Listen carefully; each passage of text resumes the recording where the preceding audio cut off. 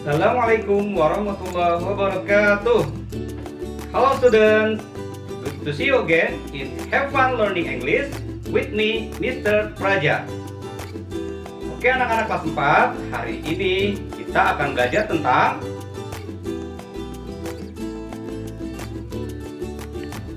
Are you ready for study? Kita mulai dengan bacaan basmalah. Bismillahirrahmanirrahim. Nah, dalam kesempatan ini kita akan mempelajari tentang giving comment and asking for help. Nah, simak sama-sama ya, biar nanti kalian bisa mengerjakan tugas yang akan berikan di akhir video nanti. Oke, children, giving comment and asking for help. Memberi perintah dan meminta tolong. Nah, dalam pelajaran kita kali ini, lesson goal-nya adalah students learn how to give comment and asking for help. Yaitu pelajar mempelajari bagaimana caranya memberikan perintah atau memberi instruksi dan meminta pertolongan. Nah, simak baik-baik ya. Nah, kita langsung saja ke materi. Ya, giving comment and asking for help yaitu sense of asking or ordering someone to do something. Apa itu artinya? Yaitu meminta atau memerintah seseorang untuk melakukan sesuatu. Nah, di sini tentunya kita akan memahami cara-cara memberikan instruksi ataupun meminta tolong ya terhadap teman kita, orang tua kita, orang guru-guru kita ya, dan lain-lain. Nah, oke, children. Nah, contoh-contoh daripada giving comment atau memberikan instruksi yaitu contohnya yang biasa kalian perhatikan, simak di kelas ya. Guru-guru kalian misalkan memberi perintah terhadap kalian. Open your book. Open your book. Buka bukumu. Close your book. Close your book. Tutup bukumu. Sit down. Sit down. Duduk. Stand up.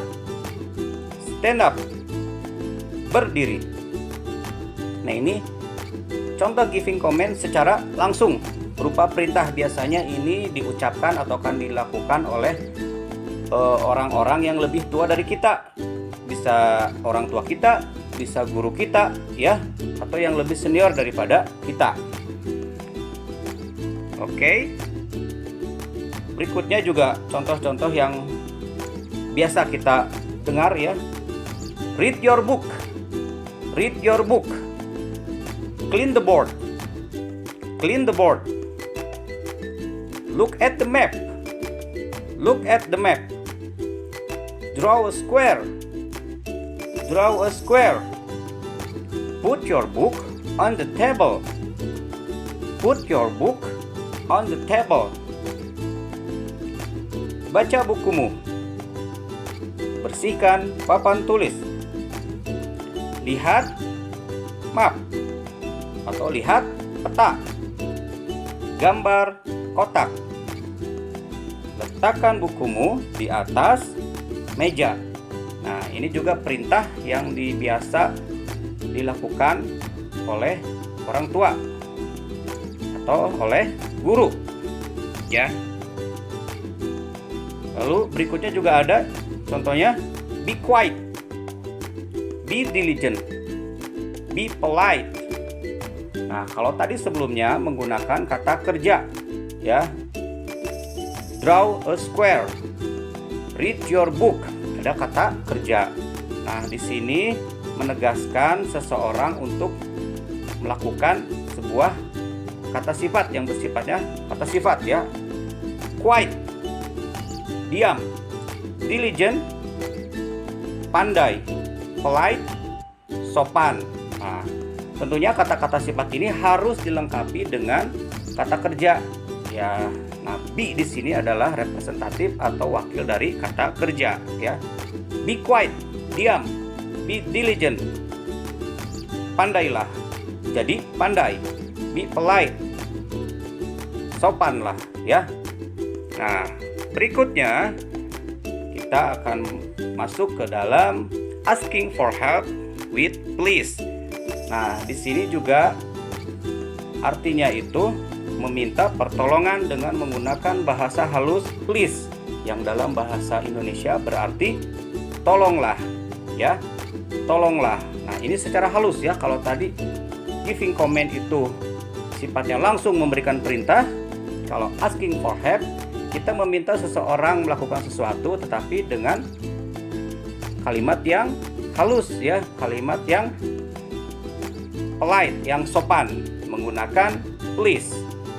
Nah, ada dua macam. Yang pertama menggunakan infinitive atau verb dan please. Apa itu infinitive? Yaitu kata kerja, sama halnya dengan verb ya, kata kerja. Contohnya di sini, turn on the lamp please. Turn on the lamp please. Nah, please di sini artinya tolong. Ya, kita bisa artikan dari depan. Tolong nyalakan lampu. Tolong nyalakan lampu. Yang kedua, clean the board please. Clean the board please. Tolong bersihkan papan tulis. Ya. And then the third one is, yang ketiga adalah sweep the floor please. Sweep the floor please. Nah, di sini kalau kalian misalkan di sekolah nanti ya, sekolah lagi sudah normal kembali, kita memiliki office boy atau ada OB ya. Ada Mr. Dadang ya di Nurul Falah. Nah, ketika melihat lantai yang licin ya, kalian meminta pertolongan terhadap OB tersebut. Nah, karena OB-nya lebih tua dari kalian, nah, harus dengan kata yang sopan, tidak langsung menyuruh sweep the floor. Sweep the floor. Nah, itu nggak sopan. Nah, makanya menggunakan akhiran please. Sweep the floor please. Pak Dadang, tolong pel lantainya ya. Oke, paham anak-anak? Nah, yang kedua dalam asking for help ini adalah menggunakan ungkapan-ungkapan. Nah, contohnya, can you help me? Can you help me? Nah, could you help me? Could you help me? Sama artinya ya, bisakah kau menolongku?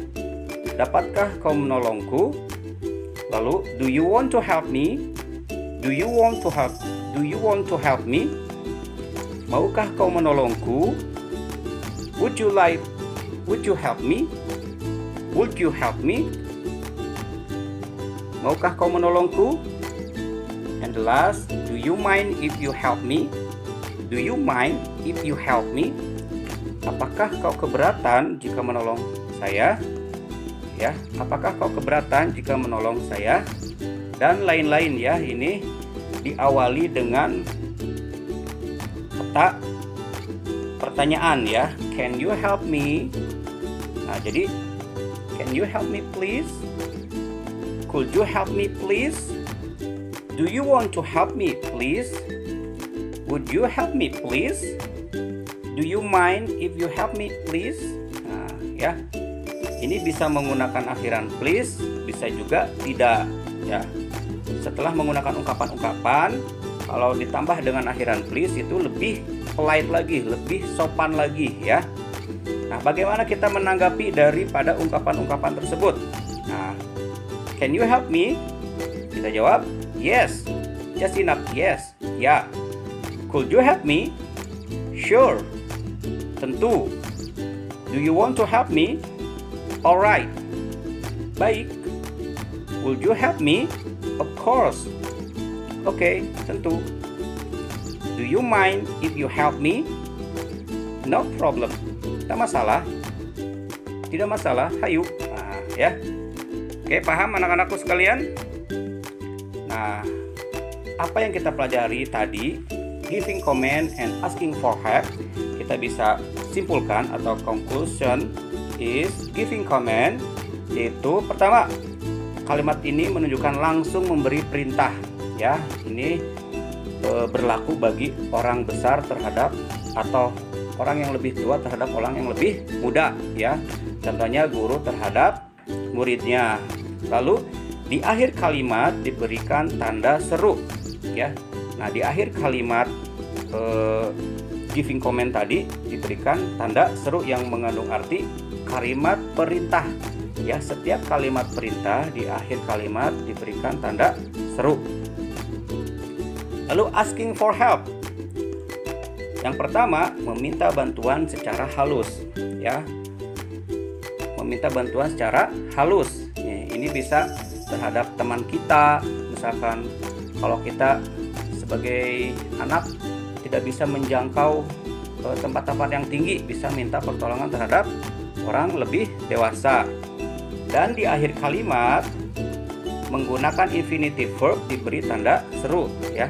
Ada yang diberikan tanda seru dan yang menggunakan ungkapan-ungkapan diberikan tanda tanya, ya.